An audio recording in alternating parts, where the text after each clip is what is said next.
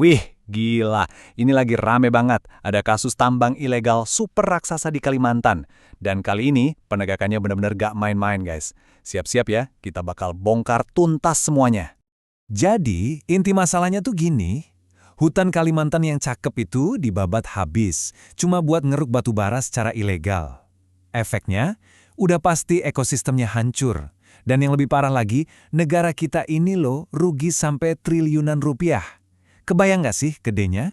Kalian pasti langsung mikirkan, siapa sih otak dibalik semua ini? Terus kok bisa mereka beroperasi segila itu tanpa ketahuan lama? Tenang-tenang, sini gue spill semuanya dari A sampai Z. Percaya deh, ceritanya lebih gokil dari yang lo bayangin. Oke, kita mulai dulu dari lokasi kejadiannya ya. TKP-nya ada di Kabupaten Murung Raya, Kalimantan Tengah.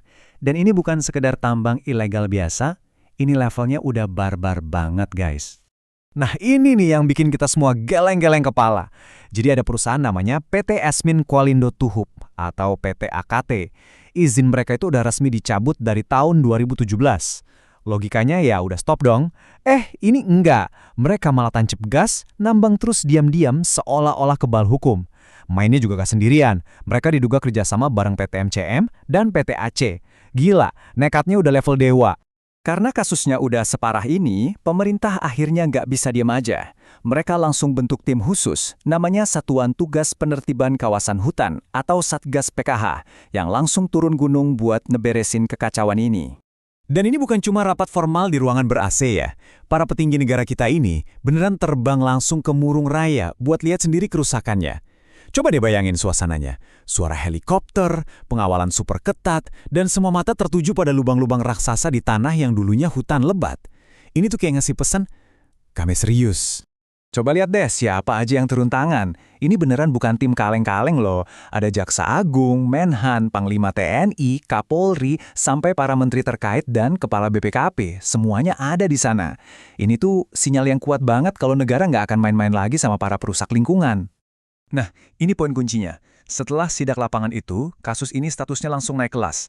Penanganannya diserahkan ke Jaksa Agung Muda Bidang Tindak Pidana Khusus, atau yang biasa kita kenal Jampitsus. Ini tuh tim elitnya kejaksaan yang biasa nangani kasus-kasus kakap. Artinya, ini udah masuk pidana berat. Udah, game over buat para pelakunya. Oke, sekarang kita masuk ke bagian investigasinya. Gimana sih caranya aparat kita melacak jejak cuan alias duit dan aset-aset haram dari kejahatan ini? Seru nih! Dan ternyata nggak butuh waktu lama loh. Penyidik dari Kejaksaan Agung langsung bergerak cepat dan menetapkan satu nama sebagai tersangka utama. Inisialnya ST. Nah, dari sinilah semua jaringannya mulai kebongkar satu persatu. Perburuan buktinya juga nggak cuma di satu tempat, lihat deh sebarannya. Tim penyidik ini bergerak serentak di 4 provinsi. Dari kantor-kantor mentereng di Jakarta, terus ke Jawa Barat, sampai nyisir ke pelosok Kalimantan Tengah dan Kalimantan Selatan. Ini benar-benar operasi senyap yang masif. Biar kalian lebih kebayang segede apa operasinya, lihat aja data ini. Penyidik itu menggeledah 17 lokasi berbeda secara bersamaan. Bayangin, 17 titik. Dan sampai saat ini, udah ada 25 orang saksi yang diperiksa secara intensif. Setiap info dari mereka itu penting banget buat ngebongkar jaringan ini sampai ke akarnya. Terus dari penggeledahan itu, apa aja yang diamankan? Wah, banyak banget. Mulai dari tumpukan dokumen-dokumen penting, barang bukti elektronik kayak laptop dan handphone, sampai alat-alat berat segede gaban di lokasi tambang. Semuanya diangkut, disita, buat jadi bukti kuat di pengadilan nanti. Tapi, langkah yang paling strategis menurut gue, ini dia.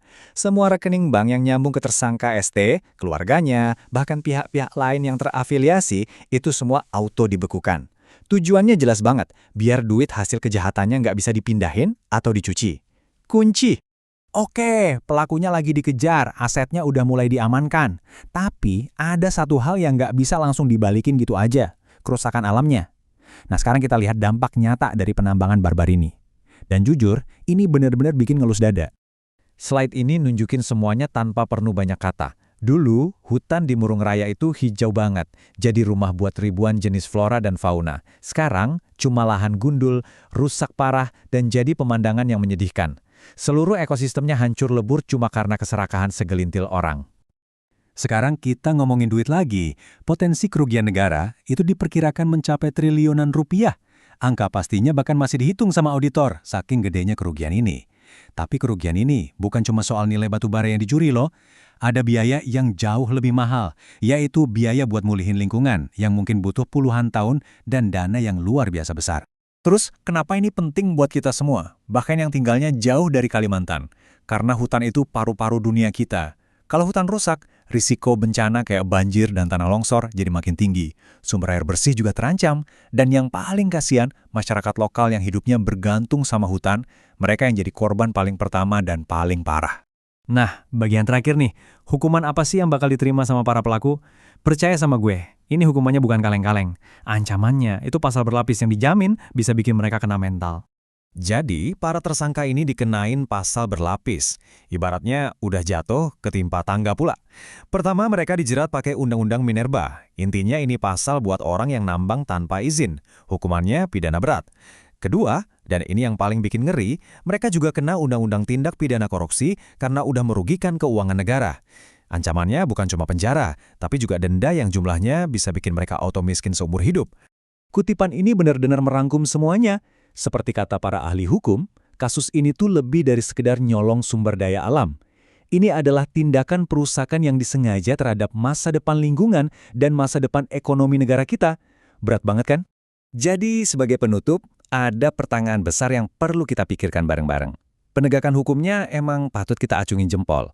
Tapi, gimana nasib pemulihan hutan yang udah terlanjur rusak parah? Dan yang lebih penting, apa aset yang berhasil disita nanti beneran cukup buat nutupin semua kerusakan yang udah terjadi?